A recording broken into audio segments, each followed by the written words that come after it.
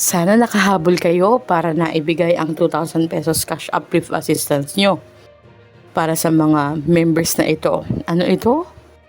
Ating alamin. Magandang araw po sa ating manonood and welcome po dito sa ating channel Chachas TV at iba pa. Ang source po natin para sa news na ito ay mula sa Cebu Daily News Enquirer. So dito po sinabi na nagkaroon ng mahalagang update para sa SSS members na nagbigay ang SSS ng August 11, 2026 deadline para sa mga Group 3 beneficiaries which are the SSS members na nabigong makredit ang inyong unang 2,000 pesos assistance noong July. So ayon po sa SSS, nasa 132,496 members nationwide ang nakaranas ng unsuccessful crediting, meaning kasali sila, beneficiary sila, kaso hindi okay yung kanilang bank account kaya hindi pumasok yung 2,000 pesos na cash assistance. Ang mga apektadong members po ay nakatanggap naman din ng notification sa inyong My.SSS account at kailangan na mag-update or muling mag-enroll ng valid disbursement account sa Disbursement Account Enrollment Module or DAEM. Sana po nagawa nyo ito kung kayo ay nakatanggap nitong notification na ito. Ano nga ba yung dapat na ginawa natin?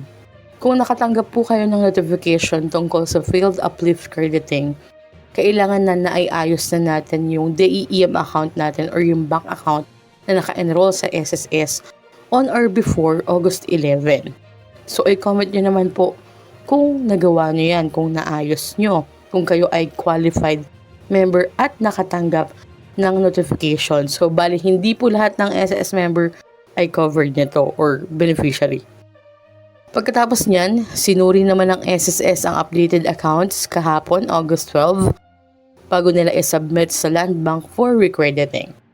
So, hindi na po kailangan pumunta sa SSS office dahil maaari itong gawin online sa My.SSS.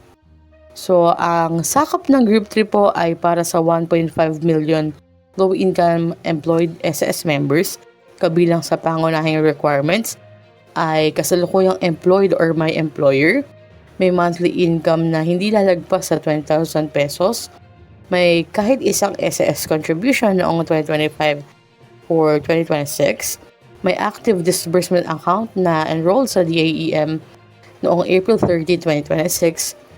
Ayon po sa naunang datos ng DSWD, humigit kumulang 978,000 sa 1.5 million beneficiaries ang nakatanggap na ng 2,000 pesos noong July. Kung nakatanggap ka, i-comment mo naman sa baba. Pero August 30 na ngayon, so may habol pa ba?